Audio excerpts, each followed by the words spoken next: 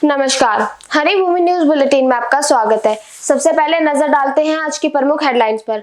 भाजपा नेता की जहरीला इंजेक्शन लगाकर हत्या। टीम इंडिया की जीत के जुलूस में भड़की हिंसा। बदमाशों ने दिन दहाड़े लूटी 25 करोड़ की ज्वेलरी। 40 बच्चों को ले जा रही स्कूल बस में आग। एयर इंडिया की फ्लाइट को बम से उड़ाने की धमकी। छत्तीसगढ़ के पूर्व सीएम के घर पर ईडी की रेड। संसद में उठा वोटर लिस्ट का मामला। अब खबर विस्तार से। सबसे पहले बात करते हैं हैरान कर देने वाली खबर की। उत्तर प्रदेश के संभल जिले से एक बड़ी खबर सामने आ रही है। संभल के गन्नौर क्षेत्र के कद्दावर भाजपा नेता गुलफाम सिंह यादव की जहरीला इंजेक्शन लगाकर हत्या कर दी गई है। जानकारी के मुताबिक कुछ बाइक सवार युवकों ने उन्हें तब जहर का इंजेक्शन लगाया जब वो कल दोपहर में करीब 1 बजे घर में चारपाई पर बैठे थे। युवकों ने उन्हें जहरीला इंजेक्शन लगाया और फरार हो गए। जानकारी के मुताबिक जब गुलफाम सिंह यादव अपने घर में चारपाई पर बैठे थे, उसी दौरान बाइक पर सवार 2 युवक उनके घर के पास पहुंचे, जिनमें से एक युवक के हाथ में इंजेक्शन था। उसने अचानक भाजपा नेता के पेट में इंजेक्शन लगा दिया और थोड़ी देर खड़ा रहा। इसके बाद घर के लोग जब तक देखते समझते तब तक दोनों बाइक सवार युवक फरार हो गए। आनन फानन में परिजनों ने उन्हें पहले जुनवाई स्थित सरकारी अस्पताल ले गए, जहां डॉक्टरों ने उन्हें अलीगढ़ रेफर कर दिया और अलीगढ़ ले जाते समय उनके रास्ते में ही मौत हो गई। अब बात करते हैं टीम इंडिया की जीत की। मध्य प्रदेश के महू में चैंपियंस ट्रॉफी में टीम इंडिया की जीत के बाद बवाल हो गया। जीत का जश्न मनाने के लिए जुलूस निकाल रहे लोगों पर दूसरे पक्ष ने पथराव कर दिया। 2 पक्षों में झड़प हो गई। लोगों ने दुकानों और वाहनों को आग लगा दी, पेट्रोल बम फेंके। पुलिस ने स्थिति संभालने के लिए लाठीचार्ज किया, आंसू गैस के गोले छोड़े। 2.5 घंटे बाद हालत पर काबू पाया गया। घटना रविवार रात करीब 10 बजे की है। टीम इंडिया की जीत के बाद महू में 100 से ज्यादा लोग 40 से ज्यादा बाइक पर सवार होकर जुलूस निकाल रहे थे। जुलूस में शामिल लोग जय श्री राम के नारे लगा रहे थे। इसी दौरान जामा मस्जिद के पास कुछ लोग आगे निकल गए। पीछे चल रहे 5-6 लोगों को दूसरे पक्ष के लोगों ने रोक दिया और मारपीट शुरू कर दी। इसके बाद बवाल हो गया। दूसरे पक्ष के लोगों ने भी पत्थरबाजी शुरू कर दी।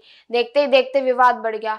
गुस्साए लोगों ने 12 से ज्यादा बाइक में आग लगा दी। 2 कार में भी तोड़फोड़ कर आग लगाई। हिंसा की सूचना मिलने के बाद 10 थानों से 300 से ज्यादा पुलिस अधिकारी और जवान मौके पर पहुंचे। पुलिस ने पत्ती बाजार और मानक चौक क्षेत्र के लाठीचार्ज कर लोगों को खदेड़ा और हालत पर काबू पाया। अब खबर 25 करोड़ की लूट की। बिहार में आरा जिले में तनिष्क शोरूम में कल 6 बदमाश रिवॉल्वर लेकर घुस गए और शोरूम के कर्मचारियों को बंधक बनाकर 25 करोड़ की ज्वेलरी लूटकर भाग गए। लूट की सूचना मिलते ही पुलिस ने बदमाशों का पीछा किया और फायरिंग की, जिससे 2 बदमाशों के पैरों में गोली लगी और वे गिर गए। उन दोनों को पुलिस ने दबोच लिया, लेकिन 4 बदमाश भागने में कामयाब रहे। पकड़े गए बदमाशों के पास से कुछ ज्वेलरी बरामद की गई है। शोरूम के गार्ड ने बताया कि सोमवार की सुबह करीब 10 बजे शोरूम खुला और फिर साफ सफाई का काम चल रहा था।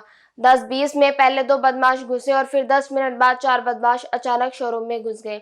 इस दौरान उन्होंने गार्ड के साथ मारपीट कर उनका हथियार भी छीन लिया। फिर शोरूम में घुसते ही उन्होंने शटर अंदर से बंद कर लिया और करीब 22 मिनट तक लूटपाट की और 10:50 में लूटपाट मचाकर भाग निकले। बदमाशों को पकड़ने के लिए पूरे जिले को सील कर दिया गया है। अगली खबर यूपी के कौशाम्बी जिले से आ रही है, जहां बच्चों को स्कूल से घर छोड़ने जा रही बस में अचानक आग लग गई। धुआं उठता देखा ड्राइवर ने तुरंत बस को रोककर कंडक्टर और स्थानीय लोगों के साथ मिलकर बच्चों को सकुशल बाहर निकाल लिया। स्कूली बस में आग लगी देख स्थानीय लोगों ने कड़ी मशक्कत के बाद आग में काबू पाया। बस आग की लपेटों से पूरी तरह जल गई। वहीं ड्राइवर और कंडक्टर की सूझबूझ से एक बड़ा हादसा टल गया। घटना मजनपुर कोतवाली क्षेत्र के स्थानीय चौराहे की है। मजनपुर कस्बे में संचालित एक निजी स्कूल की बस छात्रों और छात्राओं को लेकर स्कूल से घर लेकर जा रही थी। जैसे ही बस मजनपुर चौराहे के पास पहुंची, तभी अचानक बस में आग लग गई। बस से धुआं उठता देख बस में अफरा तफरी का माहौल हो गया। ड्राइवर ने तुरंत बस को रोक दिया और कंडक्टर के साथ सूझबूझ दिखाते हुए बस में सवार सभी 40 बच्चों को सकुशल बाहर निकाला। अब बात करते हैं एयर इंडिया की। मुंबई से न्यूयॉर्क जाने वाली एयर इंडिया की फ्लाइट को कल बम से उड़ाने की धमकी के बाद हड़कंप मच गया। इसके बाद अधिकारियों ने तत्काल विमान को मुंबई वापस लौटाने का निर्देश दिया। 3 से 20 अधिक लोगों को लेकर जा रहा ये विमान सुरक्षित रूप से मुंबई में उतार लिया गया। सुरक्षा एजेंसियों के द्वारा इसकी जांच की जा रही है। इस दौरान एयरपोर्ट पर अफरा तफरी मच गई। एयरलाइन के अनुसार भारतीय समय के अनुसार विमान सुबह 10:25 पर मुंबई में सुरक्षित उतरा।